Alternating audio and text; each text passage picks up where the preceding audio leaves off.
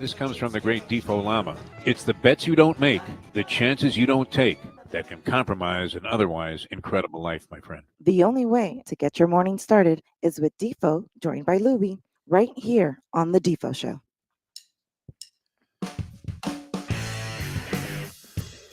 Very pleasant. Good morning, everybody. Good to have you with us on the Wednesday edition of the Defo Show. Later on today, we'll go old school with Tiny Segreto. Well, that's all set up. That's Mike Lubie Lubitz, the handsome gentleman who I think as the years go by, you've gotten better looking, Lubie. Yeah, I guess it's a good thing. Now, we got kind of a primitive setup here. This was interesting yesterday. I've never seen so much panic, and I had a lot riding on a new show that I was debuting on a site called Bleacher Brothers, and I was scheduled to do a show called Conversations. I've been trying to develop something like that for a while. I don't know that it came off exactly as I was looking for it to, but nonetheless, it was a lot of fun. If you get a chance, check it out. I call her my astronaut, Leslie Visser, because every time I'm launching a new project, she's always the first guest. Hey, Leslie, do me a fucking favor, please. I'm desperate. So the idea was to have an hour interview show. Now, I've spoken with Lubie about this. We were thinking about doing something like this on the radio a while back, and I was going to do some production in there and maybe get some high-profile guests and have some people that had been a part of that person's career or whatever it was, and have them participate with some quotes, interject some of that in there, and do something really nice because, let's face it, what does sports talk boil down to? In the last, how long has this been going on? 30 years, Lubie? It was a relatively new concept, although I go all the way back with sports talk. I remember, and I've mentioned this a few times, when I was in New York, John Sterling was actually a sports talk host, one of the original sports talk shows that I ever listened to. And he was very good at it. I thought he was great. But this predated the thing of the contrived arguments in sports talk. Hey, who's the better quarterback, Marino or Montana? And that kind of got, I mean, people liked it, right? They would call in. No, it's definitely Montana. Getting a little weird feedback here with this particular device. Yeah, yes, that was always so turn it off and back on. We will switch this setup later today. Yes, the Marino Montana debate was always a huge debate when I was growing up. And then we were talking about it last week. The Pete Rose Hall of Fame were the two like staples. Oh my God, that was an easy one to go to. And this is sounding a little bit rough. It was working well yesterday, and I managed to do this whole hour show. I got a little bit of it in the beginning, a little bit of a tinny thing, and then it straightened itself out. And it's sort of a primitive. It reminds me now having a handheld mic on a television show, which people do, right? When they're outside, you get all of those guys when they have the 16 guys on the pregame show. Yeah, they have. How many guys do they need on an Amazon show? They got like 32 guys. In fact, they just should have the whole team assemble there and just ask them how they feel about the game that night, and then just go right down the line, all 53 guys on the roster, on the active roster. Hey, what do you think? I think it's going to be good. But yeah, they have the handheld mic, but it reminded me of the primitive times when I was first doing some radio broadcasting with a friend of mine. We were doing the feature race from Santa Anita. This was my good friend, Mighty Melendez. And we would set up the race, the feature race from Santa Anita. This was on KNTF, known as the Cunt, in Corolla, California. That's what we refer to it as, KNT. We just left out the F. Hey, where are you working? Yeah, we're working at the Cunt. Now, with political correctness, you would immediately be dismissed socially and socially canceled. The cancel culture would have attacked us for even making that reference. Yep. And they may still do it here, right? That'll be the only clip that comes out of today's show. Yeah, you call that station the Cunt. Was the F for flaming? I don't know. Yeah, exactly. Anyway, and so the deal was we were doing about a 15-minute show, and we were buying the time on this KNTF, and we were doing okay with it because we had some advertisers, and I would set up the race with the Mighty Melendez, and then he was a race caller, aspired to be a race caller. Oh, nice. And he would call the race live. We had our own version of the call of the race, and then we discussed the race after, and then we'd hope to collect a check. But this was, predating like headsets with microphones and stuff like that. So he had a microphone like this, and then he wrapped a hanger around it, and then hung the hanger around his neck. He did one of those things that we used to do in Brooklyn when you were trying to fish a ball out of the sewer. See, Oh, you yeah. missed out on a lot of good stuff. I know it's good that you have a lot more years left on the planet than I do, Lubie, but you really missed out on the joy of being a kid and not having all of these devices and gadgets and losing your eyesight at a very early age because you've been staring at a phone since you're 3 years old. It never ceases to amaze me. My grandchildren, I mean, both of them are like this the entire Yep. time Yep. that we're with them. Yep. That you have to, I mean, if you're having kids, will you limit the time that they're allowed to use a cell phone? Yeah. I mean, look, my nephews, when they're at my house, but they don't use phones. I get it. They'll only be at my house for a day here or there. So I'm not that naive to think my children won't use phones. It's just, you have to find a way to limit it because they love those. They're worse than adults, and adults are pretty bad. Like the kids will just sit there like glued to it. It's glued. I mean, with their eyes like right on the thing. Like weirds me out. I'm like, no.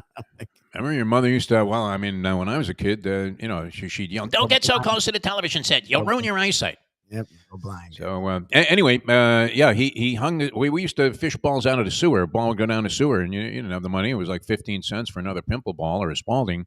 Yep. Spaldings might have been a quarter, but they weren't as functional for playing punch ball, which was the game of choice where I was growing up. And if the ball went down the sewer, you had to fish it out. Which, if you think about that from a health standpoint, exactly, and you would literally wipe the dirt off on your shirt. Think about what was in this. This was New York City sewage. Oh my God! But you would take, and all of your mother's clothes would be in a closet. You'd take it off and just drop them on the floor. Yep, and then grab. It took like 3-4 hangers to get all the way down into the sewer to get the ball, and you would wire the hangers together, straighten them out, wire them together, and then at the end you would have a loop, like a scoop, like a ladle, and you'd fish around. And there was you had to get your arm in the drain there. It was very hard to remove the drain, or you'd have to work your way around. Oh, that's horrible, Louie. Yeah, right. Yeah, I don't know how if the people out there are getting annoyed at this. It comes and goes. I don't know why it's doing that. Yeah, not a good development. But anyway, so yeah, you'd fish the ball out of the sewer. Let me see if I can turn it this off again here. I don't like that, and bring the levels down. I don't know why it's doing that. There really are no levels on this thing. No, I'm saying if there's volume, I don't know. It says volume, but now I can hear nothing. Okay. Well, you need to hear. You sound. This is a real technical fiasco here, which was sparked yesterday, and it was kind of interesting because and get the old setup going. It's the best. Yeah, that might take some time. I don't know.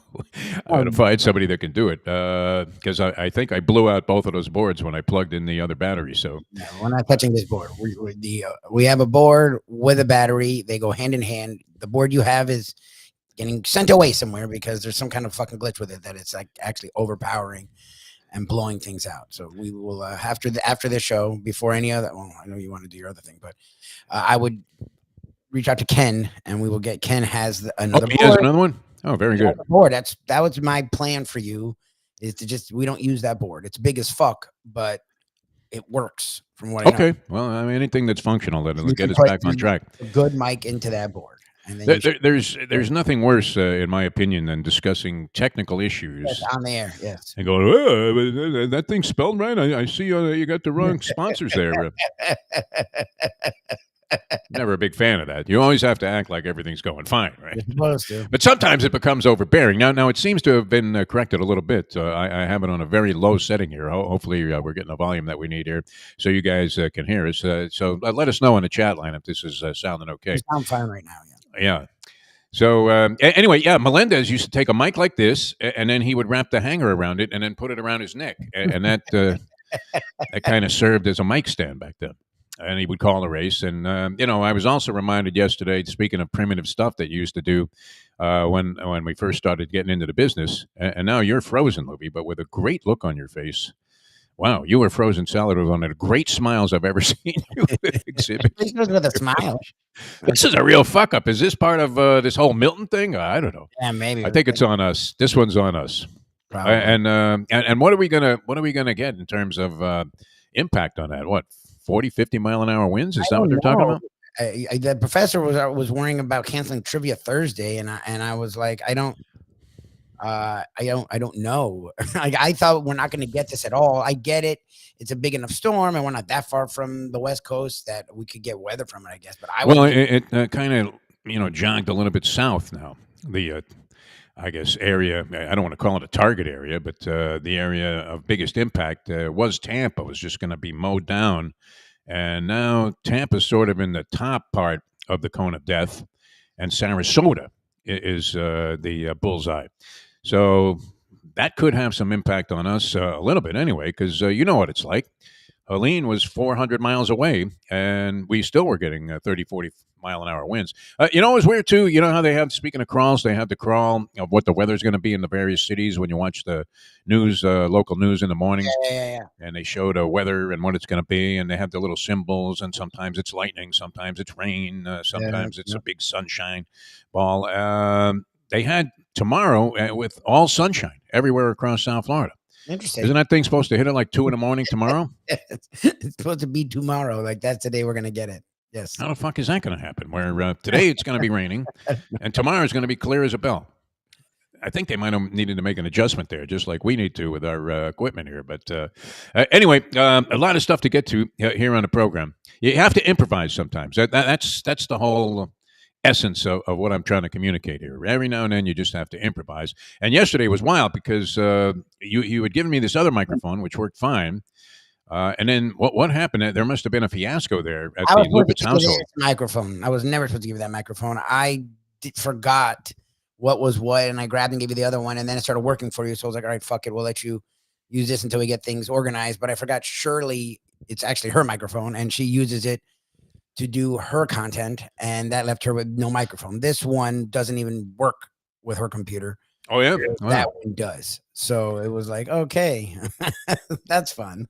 So, yes. So, but you're better off the board anyways. I'd rather use the other microphone. So, oh, yeah. I mean, we had a great setup there before. I mean, it worked perfectly for the 3 years we've been doing this fashion. So, had no complaints. It sounded good and felt very professional. And here we are with kind of a cockamamie system working. And yeah, I don't have a mic stand that would be appropriate here. And I never was good with this anyway, where you had like a small mic stand. They would give you handheld mics on radio remotes sometimes, and you would be like a rabbi the whole fucking time. Yeah, you're like davening. Exactly. I was not a big fan of that. No. It's more like a stand-up comic this way. Hey, you in the back. Shut the fuck up. All right, let's get into some stuff here. Mets, they win yesterday. That was great. Mets over the Phillies, 7-2. You know me with my Met fandom. And it's kind of, I don't even know if I would call it latent. I mean, I'm not a diehard Met fan. I don't live and die with every pitch in a Met game. But certainly I'm excited about the idea that they're in the postseason. I know Steve Cohn, and this was a couple of years ago. He went all in. He spent like $300 million on players. He got virtually everybody. He signed Lindor and had all these high-profile players, and he was trying to get everybody that was out there on the available free agent market.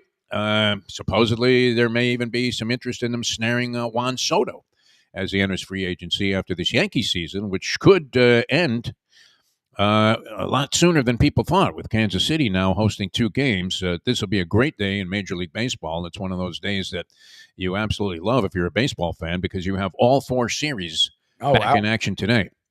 I didn't realize that. I thought it was going to be like 2-2 for a couple of days. Yeah. Until they were decided, and you had 2 games yesterday. Mets over the Phillies 7-2, and then the Padres get 6 runs in the second inning. Looked like they were going to annihilate the L.A. Dodgers. Dodgers come back, make it 6-5. I think they got their runs in the 3rd or 4th inning. Might have been, 3rd inning, and they made it 6-5, and that's the way it held up the rest of the game. Lousy starting pitching, and then their bullpens came in for both teams and ended up holding everybody at bay. But the Padres end up taking a 2-1 lead over the favored Dodgers. The Dodgers favored to win the World Series, and I have a vicarious bet going here with a friend of mine who's going to pick up $90,000 on a $100 ticket that he bought if the Dodgers. And you're saying, oh, how is that possible, Defo? But we've discussed this before. My friend Dylan, he put $100 on a 4-element component parlay. Sick parlay. Involving 4 different championships, and he's got the first 3 home. Now that gets into that whole early buyout thing, but I would imagine it's been diminished now that the Dodgers are trailing in this series against the Padres. But I think it might have been worth 30 grand if he had taken an early buyout. What would you have taken that and just forgotten about the Dodgers? I mean, this is $100 bet. Now this is a guy of means, so it's probably more about the thrill of victory.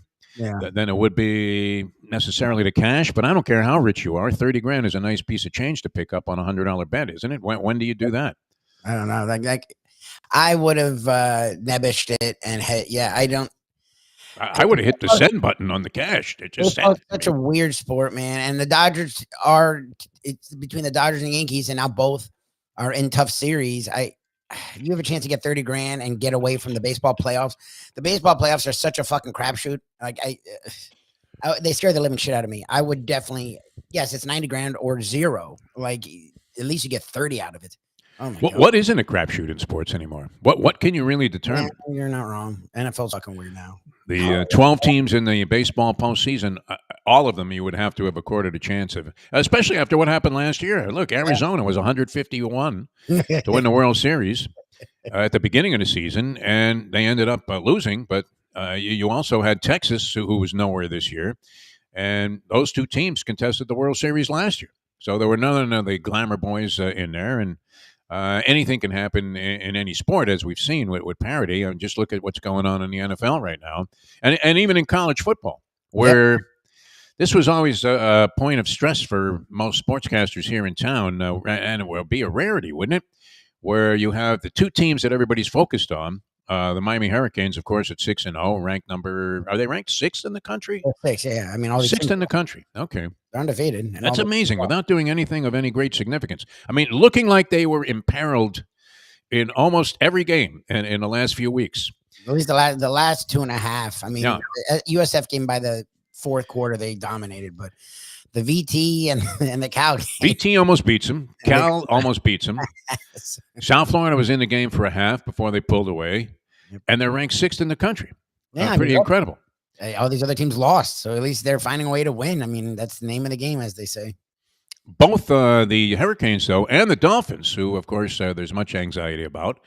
And now it was that victory enough to convince you? The Patriots are benching their quarterback in favor of Drake May, who most people thought really couldn't cut it in the preseason and probably wasn't ready for the assignment. Well, he clearly wasn't ready because they started Jacoby Brissett in the first 5 games. The Patriots are averaging 12 points a game with Brissett at quarterback. Now, they managed to win a couple of ball games, which is really startling. But that being said, not exactly a high-caliber opposition, and you're thinking this wasn't much of a test for him, was it? Beating the Patriots by 5 points, and the Patriots nearly coming back and winning that ball game by all. I mean, I thought the guy was in bounds even when I watched the replay. I guess it's not just having a toe in bounds. Didn't he have most of his foot in bounds? If you do, we've seen it where guys do the toe. If you do the toe and then go out, that counts. But I guess once you establish a foot, the whole foot has to be in, and the heel hit, and then you could see the toes land out of bounds. So once you do a foot, which is weird, you're not wrong. Like, why do the toes count, but 80% of the foot doesn't count? It's weird. I mean, the guy had to catch. He had both feet in bounds, and then he landed out of bounds, which how many times have you seen that with the toe drag? And it ends up being called a touchdown or a catch, whether the guy was going out of bounds inside the prior to getting to the goal line. That's always ruled a catch. But he did end up landing part of his foot out of bounds. Otherwise, the Dolphins are sitting there at 1-4. Yes. And probably considering doing what the Jets did yesterday, which was fire their head coach, Robert Saleh, something that Woody Johnson has never done. Oh, really? In 25 years, he's never fired a coach during the course of a season. I did look this up from a betting angle also, Lubie, and it's interesting because usually you get, even with a lousy team, somehow they get inspired when a coach is replaced and the interim coach comes in and you're thinking, who is the schmuck that's replacing this guy? In this case, it's a guy named Jeff Ulbrich. Yeah, it was the DC. Do we know anything about him? He's the defensive coordinator. I remember him playing for the Niners, being like a linebacker. Like his name sounds familiar to me, like as a defensive player. I mean, all right. Well, the Jets' defense hasn't been a problem. Not really. It's been the offense. And the story goes that Saleh, prior to himself getting fired, was considering firing Nate Hackett, who was a favorite of Aaron Rodgers and probably the only reason that he was the offensive coordinator of the Jets. I mean, was he less effective as offensive coordinator than Tony Sparano was? Which was one of the most remarkable decisions ever made by any franchise. I mean, in terms of you were startled to see this, that Tony Sparano, the king of the field goal try from the half-yard line, he would even do it on early downs, just in case they fumbled a snap. He would go for the field goal. It'd be 3rd and goal from the 1-inch line. Sparano's got the field goal team out there in the field, and they would ask him about it and say, well, you know what? What if we fumbled a snap? It's like, what if you just fucking ran the ball 2 times? And I mean, you could not have been any more uncoordinated as an offensive coordinator than Tony Sparano. And a weird choice. I mean, considering that his offenses were never exactly lighting that up. was the thing is the big joke was on first down, he would be getting ready on first and goal from the 1, he'd be getting ready for the field goal. Yes. That was like, and he would get so giddy for a field goal. Like that was, God rest his soul. That was the joke. So how is that now your OC? Who the hell would make that guy offensive coordinator? You got to be out of your mind. I mean, why not just dig up, the resume of Rich Kotite and say, well, here's a candidate. This guy looks like he's got some credentials. Saleh was not very effective as a Jets head coach, and perhaps he, was dealt not the greatest of hands because they tried any number of guys at quarterback, and they all failed. But he had a 20-36 record overall, 2-3 this year.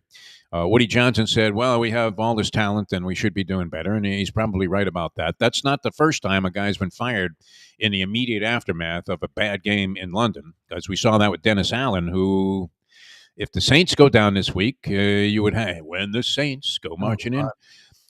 If they go down, I mean, they have to take into consideration getting rid of this guy, who our good friend Joe Casal, diehard Saints fan, says, as long as... How many times you hear that, Louis? As long as this guy is a head coach, we will never win shit. Oh, well, that's what people say about our owner. So I guess it's definitely able to be said about a coach. Fairly common.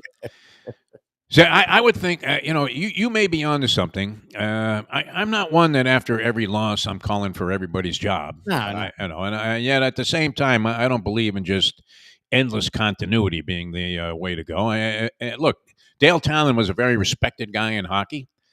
And they certainly gave him a long enough rope to show whether or not he could make something happen. It turned out one of the acquisitions that he most was ostracized for, the Bobrovsky acquisition as a free agent, when he could have signed somebody else. But he went for the goaltender. That appeared to be the piece that was missing with the Florida Panthers. Looked like a great acquisition early on. Then it looked like it was one of the bozo moves of all time. Going into last season, it was a giant question mark. And then Bobrovsky ends up being great. But he ends up being great for another guy, Bill Zito, who I think has proven himself already to be one of the sharpest general managers in any sport, at least if he can continue what he's been doing so far, which so far he's been pressing all the right buttons, including what was in evidence last night as the Panthers put up, 6 goals they had early in the game. In the first period. Yeah, they looked great. Annihilated the Boston Bruins as they started out defense of their Stanley Cup. But, Saleh gets fired. Ulrich comes in, and there's a stat on this from a betting standpoint because immediately when the line came out at 1 and a hook, Bills and the Jets for Monday Night Football this coming week, that was the one line that jumped off the page at me, and I thought, wow, that looks completely out of whack. I think the Bills are going to destroy the New York Jets based on their performance in London. They're coming back off a game in another country, and the Bills have to be, not just licking their wounds, but licking their chops, thinking, we need to get back on the right track. And here's a division game where they can separate themselves from the rest of the pack. None of the other teams look like they're very good this year, including the Dolphins. Yep. Patriots are terrible. And the Jets are in complete disarray and now have an interim coach. But in the last 14 years, I guess it would be, Lubie, since 2010, teams that have an interim head coach come in are 15-12 straight up and 16-11 against the spread. Oh, so they get the bounce. What do you mean? Dan Campbell, and now he's a good coach with the Lions, even though I really feel like that's his offensive defensive coordinator more than him. But remember, he was a god for like the first 2 or 3 games here. People were like, yeah, the Oklahoma drill. There's nothing wrong with decapitating players. That's a great idea in 2015. Didn't he have him doing tug of wars and things like that? I thought he was running the Superstars competition. I was waiting for Joe Frazier to get thrown into a swimming pool and drop to the bottom. You're thinking maybe Bruce Jenner comes back as Caitlyn Jenner and competes in the thing. You have her throwing a discus or whatever. And since 2000, though, the stat is not as favorable. Since 2000, last 24 years, 16-21 teams that have an interim coach, 16-21 in their first game under an interim coach. So that line jumped to 3 points yesterday, and unfortunately, off to a rotten start to today. I guess a new delivery person with my New York Post. It hadn't arrived before the show, so I don't know if that line changed. And I didn't look it up yet, Libby, but I don't know where it's at right now. The Jets Bills? Jets Bills, the line on the Jets Bills game. Started out 1 and a hook, went to 3, and now with the coaching change. Yeah, it's a 2 and a hook. I mean, 2 and a hook. There you go. So people are thinking this is going to work. Well, the Bills need this, and Ulbrich may do a good job because I think he played for the Niners as a linebacker, and then I think he coached under this tree that we've now seen a ton of coaches come from. D'Amico Ryans, before him, Saleh, who's now not a coach anymore. Saleh was coaching under, so I'm trying to remember that one who Saleh coached under. So Ulbrich may do a decent job, but the Bills need this game bad. Like, is that enough of a spark? I mean, their offense looks horrible, the New York Jets. And Rodgers, I don't know that he's a shot fighter, but when do you see Rodgers fail in these spots as a matter of routine, where he's got a chance to win a game that otherwise was lost and ends up throwing a pick at the end of the ballgame? He doesn't look nearly as sharp. I was wondering if Garrett Wilson was even in the game in the early portion of that game. Is he still playing? Like, he'd be their dude. He's barely getting the ball. You were looking in the the police blotter to see if he'd been arrested or something. Tony's ready to go. Oh, good. Okay, I didn't realize it was already like 8:30. We've just been babbling here. Well, we got a late start, and then we got into a groove. There's a lot going on in the world of sports. Ton of shit. Yeah, it's crazy. This was a good one, though. Just wanted to get this in here, and we'll bring. Let's bring in Tony because we need to build the credibility of the show up here. I was going to say, look how handsome you are, Tony. Again. It's mind-boggling what you're doing up there. That fresh air in fucking Vermont must be really something. I want some of that. Can you bottle that and sell it, Tony? You know, I can. I can. Actually, I'll bring a couple of bottles back. Okay. Please do. Yeah. I mean, whatever it is it a bright, sunny day there, too? Is that when you're looking out a window, or am I looking at a picture? It's a sunny day. Looking at a picture. 41 degrees. 31? 41. Oh, 41. Really? Wow. Is that the high for the day, or that's just a starting point? Probably be 48, 50. Oh, my God. Wow, Tony. You're unbelievable. Yeah, and we're here schwitzing like crazy and wondering if we're going to get pounded by this hurricane. What is the deal with that? Not good. I think we're safe, but it keeps moving a little south. That's not what we want at all. Well, I mean, you don't want to see anybody impacted. No. We know how devastating. I mean, the Hurricane 92, Hurricane Andrew. I mean, you were there for how many hours in a row on TV, Tony, trying to help people out? A long time. I remember being on the radio a substantial portion of that time, and radio was a lot of people didn't even have access to TV because they didn't have electricity. So radio was their only source of information. I remember what we did was we partnered with Y100 at the time. And they simulcast us. Oh, good, yeah. Yeah. Very nice, yeah. I think we might have been involved in something, but we were simulcasting at, I believe I was at, not QAM. We had moved to 790, the ticket. And 92? No, 92, where was I? 92, I was at QAM. I think you were at QAM by then. I remember you being at QAM. QAM, and... that was all people had. They only had the radio broadcast. I forget who we were simulcasting with. I think it was like Channel 33 or something, some cockamamie independent station that had no news or information whatsoever. But wow, I mean, when you see people are you know how it goes, Tony. I mean, and it's unfortunate that people exaggerate sometimes, and they haven't exaggerated this though. The problem is Helene it's not a problem. The reality is Helene ravaged an area it wasn't even supposed to hit. So that's opened up everyone's eyes going, even if it's not supposed to hit us, who the hell knows what's going to happen with the storm, which isn't exactly the case. Like, we don't have mountains that are stored up water that we're ready to burst open with a major storm. So Well, all the debris that's on the ground, my God. yes, That's it. Yeah. Tampa that's part of area it. is scary. The Tampa area is very scary. Yeah, but it jogged a little south. So what was looking like a direct hit on Tampa, the center of the cone of death was going right over Tampa. Yep. And then included obviously a wide area south and north. But now it's sort of jogged a little bit south. So Tampa's at the top of that thing. But that area, there are piles of debris left from a couple of weeks ago when Helene hit, and that would be. I mean, if it wasn't dangerous enough already. Wow. You throw that into the equation, and it's ugly. So all you can do is hope for the best, but it doesn't look very favorable. So I still get a pit in my stomach when I hear it's going towards somebody else. Even if it doesn't, even if it's not impacting us. Well, it's human nature to think, oh, geez, off the hook here. Especially if you've been through them. You talk to so many people up here; they've never been through one. Oh, well, it's the rule of rain, Yeah, my friends in New York when Sandy hit, and I remember, and I've mentioned this at other times, but I was on the phone with a buddy of mine from New York, and he was asking me how we were doing because Sandy was kind of blowing about 400 miles off the coast here. And at the time, I had a nice picture window there on the water, and I'm watching shit just go blowing by. And I'm on the phone with the guy, and this hurricane did not hit here.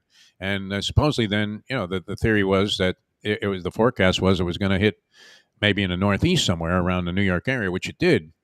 And I remember seeing like my neighbor's barbecue grill go flying by my window. Oh, fun. And I told my buddy Ira, the Met fan, who's obviously euphoric right now after yesterday's victory. Boy, that was something, wasn't it? Yeah. And I told him, I said, look, I'm watching this thing and it's not anywhere near us. So if this is going to hit your area, a direct hit, be ready for like all hell to break loose. And of course, it devastated that area for a long period of time. In fact, I don't know, years later, people are still trying to settle their issues with insurance companies and things like that. All right, let's get into some sports, Tony. We got four baseball games today. Four games, yeah. Are you watching a lot of this? I mean, I can't imagine with this weather and the beauty that you're experiencing from Mother Nature there in Vermont that you're parked in front of a television set. You would have to be in front of your TV from 3 till about midnight today to catch all of this action. Yeah. But you're a big baseball fan, aren't you? I'm a big baseball fan, and I'm hoping for a Mets-Yankees World Series. Oh. Wow, Subway Series. Goes back to, 2000, the last time that happened. And was that the only time? I want to say yes to that. Yeah. Only time that happened. I would like to see the Mets do something. They didn't have high expectations this year. They kind of were in a mode where last year, right, it was like, okay, well, we blew the whole, go for it all at one time, like the Dolphins were involved in this year. At the right time. They're getting hot at the right time. Yeah, and they're getting contributions from guys that I didn't even know were on the roster, like Vientos is having a sensational postseason. And, of course, Lindor really came on the second half of the year when the Mets started to make their ascent in the standings and found their way into the postseason. It was great, and getting better pitching than you would have anticipated, in spite of the fact, Tony, that Edwin Diaz does not appear to be on his game. And I literally was thinking the other day when they brought him in, good move, but then he pitched like he was Cameron Diaz. While she may be a good one to look at, this is not necessarily a development that you want that's favorable to winning.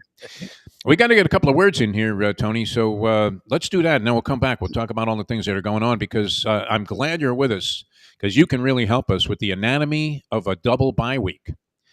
That's what's on the table. And the Dolphins. The anatomy of a double bye week. Canes and Dolphins have a bye. Canes and Dolphins, both off. All right. And a lot to discuss in regards to both of those teams. All right. So we're going to come back in a moment with the great Tiny Segreto. A little old school with Tiny Segreto. That's coming up in a moment. Now that. Thank you, Johnny. It's 8:39. Let me ask you a question. What do you look for when you go out to eat? Good food, obviously, friendly atmosphere, not too loud, but good energy, reasonable prices, and a place where you feel comfortable. All those ingredients, no pun meant there, are hard to find unless you're talking about the Texas Roadhouse. You see, they encompass all of those attributes. Really, really good food, amazing atmosphere, good for a family, good for a date, or just a night out for yourself, and prices that will make you extremely happy. Their ribs, unmatched. Steaks, hand-cut every day. Everything, and I mean everything, is made on site, including their incredible bread. It's the one day, folks, that you can forget about low-carb diets. Trust me when I tell you, Texas Roadhouse, your restaurant, your destination when you say, where should we go and eat tonight? From the newly renovated sports bar to the beautiful bayside views captured at the Tiki Bar, Jimmy Johnson's Big Chill has it all. Located at mile marker 104, the Big Chill also offers waterfront dining while experiencing breathtaking sunset views of the Florida Keys. It's simply the hottest spot in the Keys to cool off. That's Jimmy Johnson's Big Chill at mile marker 104 in Key Largo. For more information, call today at 305-453-9066. What we gonna do right here is go back, way back into time. We are now kicking it old school with the one and only Tiny Segreto. Brought to you by Texas Roadhouse. Welcome back to the show. What do you think of my new setup here, Tony, with the handheld mic? You look like a host. I look like Bob Barker or something. Like I'm going to ask you, can you pick the price of that box of potatoes over there? I swear to God, what happened? What didn't happen? That's the question. What didn't happen? A couple of days. Yeah, I had some kind of blowout with the equipment. I don't know if it was a power pack or what. And then I plugged another power pack into my soundboard and mixing board, and it blew that out too. So there might have been a short somewhere or something. I don't know exactly what it was. But I came down, or actually upstairs to do the show the other day. And before I came on, it smelled like something was burning. And then I felt the power pack, and it was on fire. I'm amazed I'm still here, that I didn't burn the entire house down. But and then Lubie brings me what seemed to be a very adequate substitute. But it turned out his wife, the lovely Shirley, needed this desperately for her job. Yes. She couldn't use this microphone, which Lubie also had, which seems a little primitive. Doesn't it seem like I have like a Mr. Radio thing? Remember that thing? It's like that. And so in a panic yesterday, Lubie drives down, and I had something, a new show that I was launching on another platform. And so I had a lot riding on this. And Lubie says, I got to get that microphone back, and I'm going to give you something that's going to work. Now, I had just gone through the reconfiguration of the other setup with the people that I was going to be working for, and there were two other entities involved where I had to reconfigure everything in the computer. You know how that goes. Yeah. And not exactly being a technical wizard, I was scared to death. And then when Lubie said, well, this will work, I'm like, Lubie, you're killing me. So anyway, we got it to work. It functioned. It wasn't the greatest, but it wasn't bad or anything. And, I'm going to see, I have one more thing to do on sort of a new format with this thing this morning. And I'm hoping that we don't have any problems with it. But, that's the story behind it. Technical difficulties. And then Lubie almost got divorced because Shirley needed that other piece of equipment for her job desperately, and he had given it away. I grabbed the wrong one like a dumbass. So there I was on the wrong end of things once again. But, so what became Defo's problem became your problem. Yes, and then your wife's problem. Yes, it's fun. Okay. Yeah, it was a trickle down economics. It really was. But so far, so good. I managed to pull off the other show, and that went well. And now we'll see if we can. And today we started off a little bit in the haze there as we're getting weird feedback and weird noises, which you know how that goes, Tony. You hate that when that happens. And you're on TV. You don't want to reference it. Hey, I can't tell you what's going on here, but I'm hearing myself with the, we call it, you ever get that Grand Canyon effect? Yeah. When you go on the air and usually it was the board operator at a radio station had fallen asleep while you were just beginning a remote. And they had a button on the board, which is the only technical thing I knew about radio, the mix minus button, it was called. Oh, yeah, mix minus. Yeah. Mix minus button. And if that was in the wrong position, then the person that was on the air was hearing horrible feedback. You hear yourself as you're talking. But you would be talking, and you would have to mention it because it was so bad, even though the people that might have been listening to the show had no idea that this was happening because they weren't hearing that. But it was impossible to go ahead and do any kind of conversation. And so you'd be screaming, hey, do something with that mix minus button. But I always hated that because you know how this business works. You have to act like, at least no matter what's going on around you, no matter what panic situation is happening, you have to act like everything's okay, right? You'll pull the earpiece out and you hope to God. There you go. You see that a lot with hurricane coverage too. When they go to the reporter that's knee deep in water somewhere outside of Tampa today, and they go, "Okay, let's go to Joe Blow, and he's out there." And I tell you what, it doesn't look too good, Joe. What are you seeing out there? And then he pulls the earpiece out and throws it. Hey, Lubie, have you talked to Ed Garcia? I did. He regretfully sends his regards. He's trying to batten down the hatches in Melbourne because remember, Melbourne, even though Melbourne's actually east, this thing is still going to go right through the state, and that's their new store. So he's trying to get everything in order for the storm. So I told him we send our thoughts and we're thinking about him and just keep us posted and be safe out there because this thing looks like it's going to be interesting. Yeah, the path was going to go Tampa and straight through Orlando, and now Melbourne is very much in play, that area, because it's going to sweep across the state and still be a Category 1 hurricane as it hits the east side of its track. And then it goes out into the ocean. And I remember, which was the one that looped back? Yes, I'm trying to remember that looped back and then hit the Carolinas. I was trying to remember that. Remember that one? It went this way. It was like a Joe Nedney field goal try. It went this way and that way and this way. Ian or something like that. Ian. I don't know the name. It was like who could remember? There have been like 50 of them in the last two years. It's crazy. Insane. No global warming issues to consider, though. Ron DeSantis, of course, is worried about Amendment 4 ads being aired on TV. Amendment 4? Yeah. He tried to shut down the ability for the people that are in favor of Amendment 4, which I'm very much in favor of, women having the freedom over their own bodies.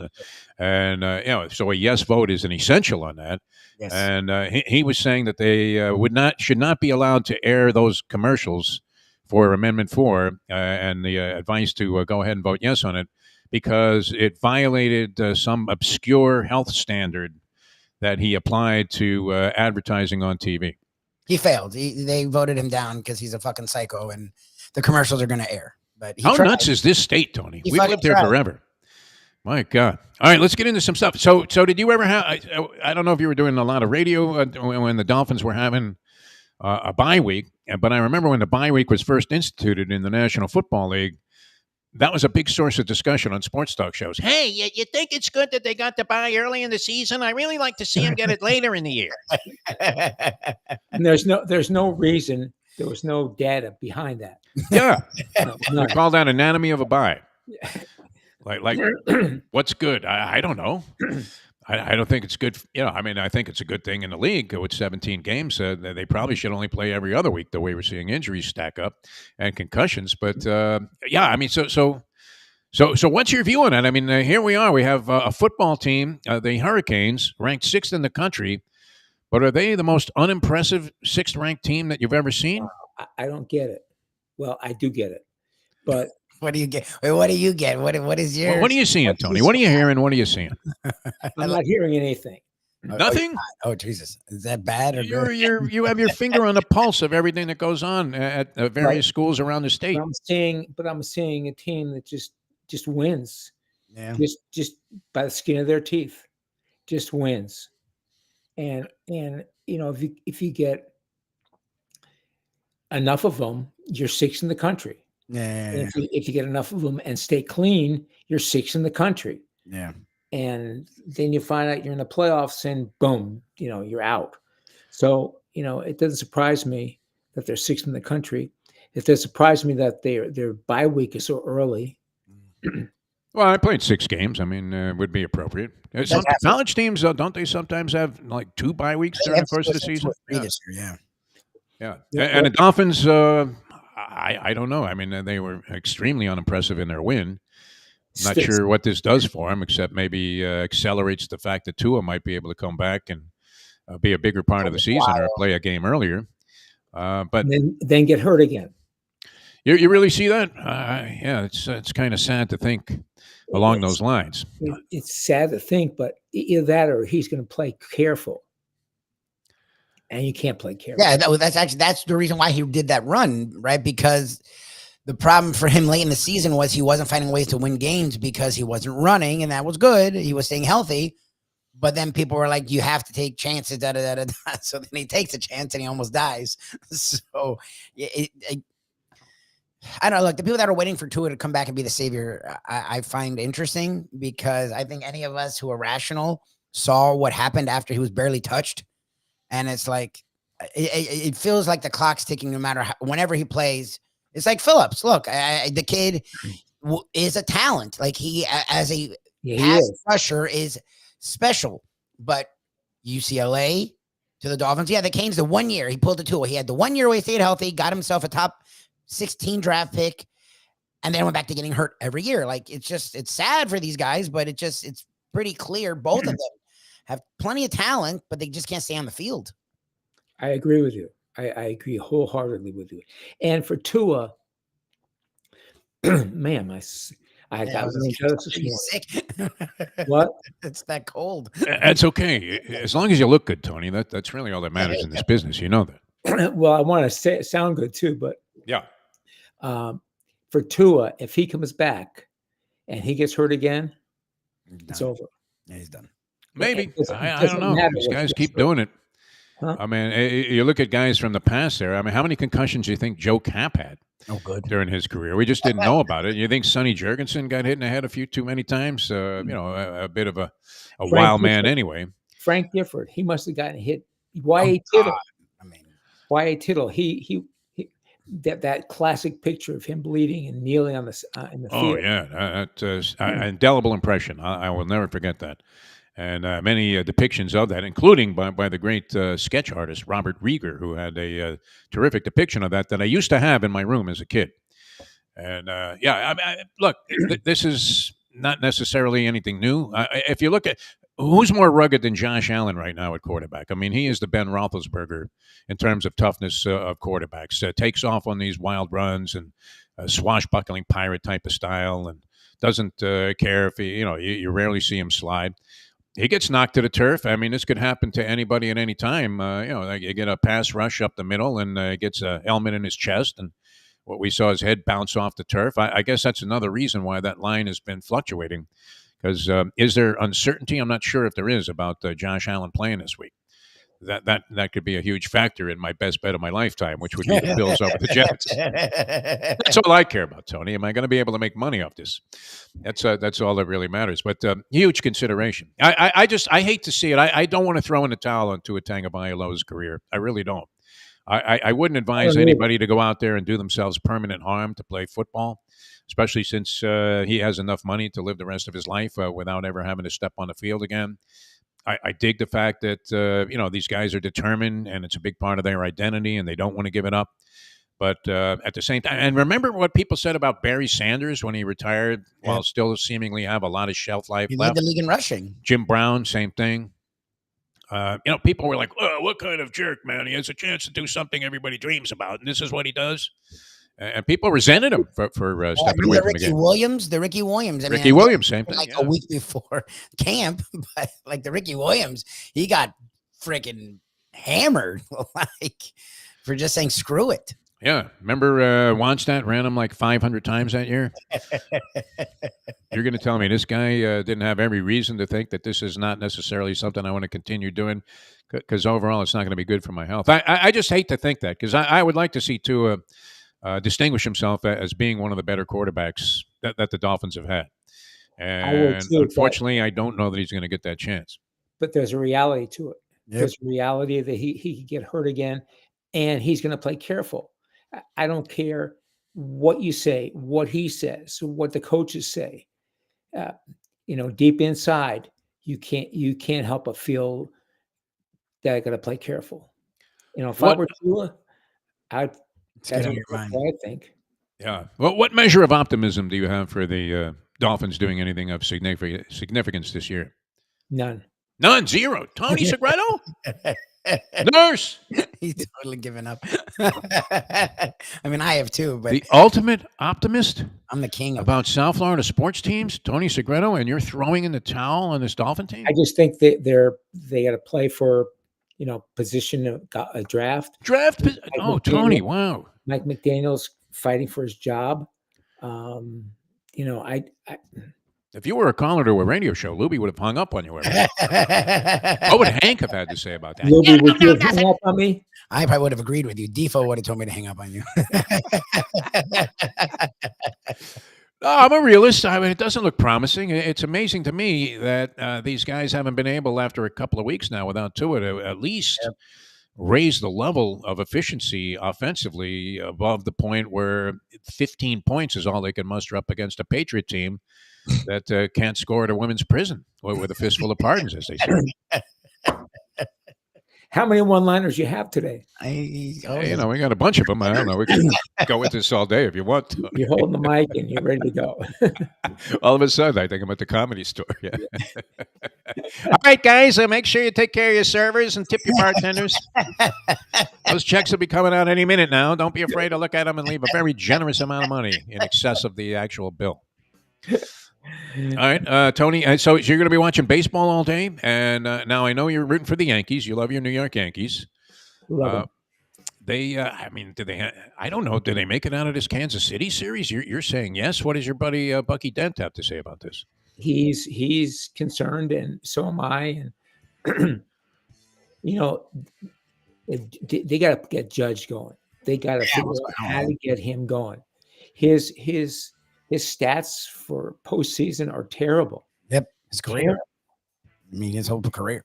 Yeah, we've seen this with many different superstars. Where for some reason Barry Bonds for many years was his whole career was criticized roundly for having lousy numbers in the postseason. And with Judge, you can't defend it like you could with Bonds, where Bonds' stats were based on a relatively small sample size, and then of course he blossomed after that.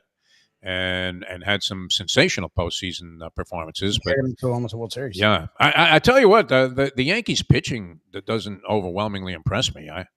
And with Garrett Cole not necessarily being on the top of his game, I mean, he didn't do much this year after coming back from his injury. What was he at 5-3? It wasn't like he was a greatly significant factor. And his first performance in the postseason didn't look like he had it at all. So, and you're looking, I mean, who are these guys? Schmidt is pitching for the Yankees today. I mean, it's not like you're looking at some murderer's row of starters. And their bullpen, of course, was suspect. They had Holmes out of the closer role, and then they took him out of the closer role because he had the most blown saves of anybody in Major League Baseball. And Aaron Boone just chews his gum and blows his bubbles.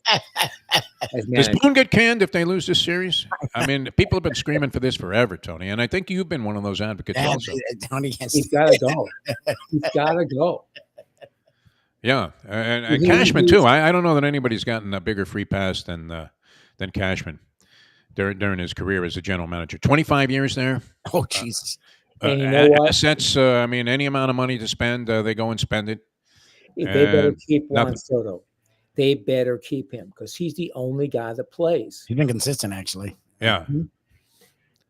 What, Lubie? I said he's been consistent. As much as we made fun of him for his time between the Nationals and the Yankees, his time with the Yankees has been strong. He's been consistent for them. And again, we know Stanton doesn't play, and Judge, that's what's weird about Judge. Goes through these, he's like streaky. For as good as he is, he has these really long droughts of it. Like, it's just weird. For as good, he'll go longer the time with kicking ass, like he did most of the season.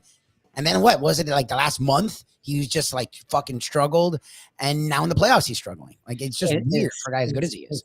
Stanton, I didn't realize this. He's got his legs so battered that he can't run full out. No. So if he doesn't get a hit, he's out. You know, if it's a close play, he's out by 10 feet. Yeah. And Boone, of course, shrugs that off and just says, well, you know what? We can't expect. I don't know what you want him to do. I mean, he's had every leg injury, hamstring, he has. calf, quad. Our legs are in better shape right now than Giancarlo Stanton. And that's after laying in bed for 6 months. Yeah. Your legs are in better shape.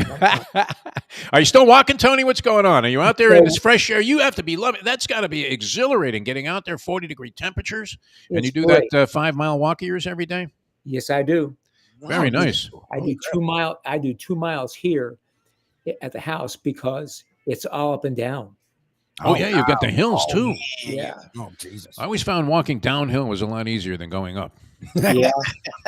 In fact, even the slightest incline, has me huffing and puffing at this point in my life. Then I go to the gym after that. So, Jesus, good for you. No wonder you look great. And you're eating well. You're probably getting, your grub from Texas Roadhouse. Is Ed Garcia still sending you stuff? Yes, he is.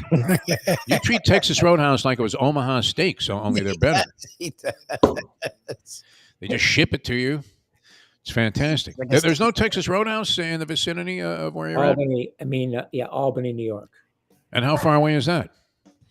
An hour and 40 minutes. Yeah. It's a bit of a schlep, to get a steak. By the time you burn that much fuel, you may as well go to some $90 steak, restaurant. And bring it back. All right, Tony, we got to run. Texas Roadhouse, of course, a great place. Ed Garcia wasn't able to join us because he's involved in preparations, Melbourne area, new store that he's got a piece of. And it looked great. I saw it off of 95 when I was driving up to that area. Always looks great. I mean, they do a tremendous job with all of their locations and highly recommend it. So hopefully we'll get a chance to get out sometime in the next couple of days, visit a Texas Roadhouse. Yes. And I can't believe it, Tony. Pessimistic about the Dolphins and dismissing the Hurricanes as a sixth-ranked fraud. No, I'm not. Don't take my words out of context. Okay. I said, that's what I do. When have I ever taken your stuff and put it in context? Never. Straight. You wouldn't have any fun on the show if I just said, "Oh yeah, Tony, you're absolutely right."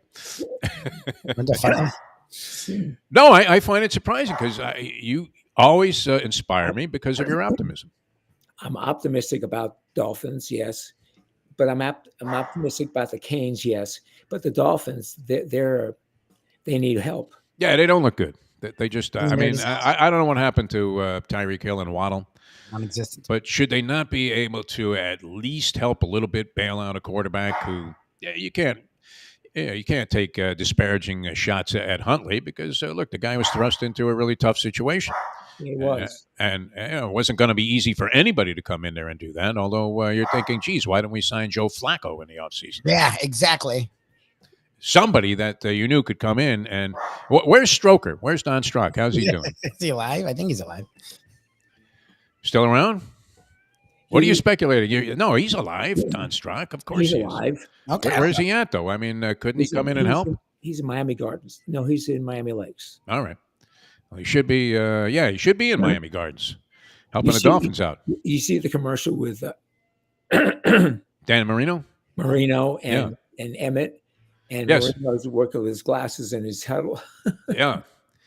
I think he believes that if he came in there, and you have to have that kind of confidence in yourself. He still thinks he can. He still thinks that if he came in there, he would do better than Huntley. Yeah. Even at, what is Danny, like 50-something? Yeah. At this point. All right, Tony, we wish you all the best. When are you coming back to Florida? When are you going to be back? Well, I was going to be back next week, but I'm going to wait and see if Florida's a mess. I'm going to wait till it clears up. It should be okay down here. We think we're going to be all right. But I got to get to you. You got to drive through the state. Oh, okay. All right. Well, hang in there, kid. We love you. Safe, please. You look great, and thanks so much for being with us today on the show. Thanks a lot. Bye, guys. The great Tony Segreto, brought to you by Texas Roadhouse Restaurants. Louis Tiant passed. Yeah. Okay. You know what? I was talking about it yesterday on another show. So I got to keep track of what shows we've been on. Yeah, you're doing that happened after we were on yesterday. I know it. El Tiante. Remember that interview? Right? Yeah, he's the one that we didn't understand. Didn't understand a word he said. And he swore we understood. So he would have got more out of Roberto Duran. That's Mr. Mama's favorite one. When she was on with me yesterday, she had some, great things to say about. Everybody loved Louis Tiant with the weird motion and the cigars and everything. And actually, Louis Tiant was giving Leslie advice when she threw out that ceremonial first pitch. Did you go to that game? No. When the Marlins played the Red Sox? No. I remember you guys went. El Tiante was the guy that gave her the advice that most guys try to throw the ball like they still could play. Yeah. So, like I did in that West Palm Beach appearance where I hit one into the dirt, And I knew better. I knew that, you haven't thrown a baseball in 20 years, so throw it high and outside. Yeah, nice and easy. And it might just float right up there to the plate. You threw a strike, Lubie, to your credit. Well, I was like, just get it there. You were like, because you pitched. So you're like, all right, trying to do. I'm like, I'm not doing none of that. I'm like, I'm just trying to. Giant mistake on my part. When a guy has to two-hop the ball, you're only 40 feet away like you're in a Little League. Yeah, and people look and go, what does that guy know about sports, man? He can't even throw the ball at home plate. Exactly. All right, enjoy the baseball, everybody. The Anatomy of Bye Week will continue, I guess, tomorrow, and we should have Dave Gurgles Gurgly in the Trivia Challenge. So So we're looking forward to that. Gurgles texted me this morning, I guess because Oh, he can't do it? Oh, yeah. probably shutting down the golf course just to be safe. So no trivia. I mean, All right, well, we'll have plenty of time and plenty of Yeah, stuff to discuss on the show tomorrow. Panthers, good victory last night over the Boston Bruins. They were dominating and ended up winning at 6-4, so they're off to a good start in defense of their Stanley Cup. Everybody has Edmonton as the favorite after their 7-game loss to the Panthers last year. But Panthers certainly worthy of consideration, and I think they retain enough talent there, and I trust this Bill Zito to maybe do some, have done the right things during the offseason to replace some of the guys that they lost. All right, you froze up on me, Lubie, so hopefully we're going to be able to make our exit here. You guys have a great day, everybody. As they say, stay safe. It's sunny outside right now, and we will see you next time. I'm not sure if we're going to be able to pull this off as we leave you now that, Mr. Frozen. Can you hit something? No? All right, we'll see you next time as the time is 9:05.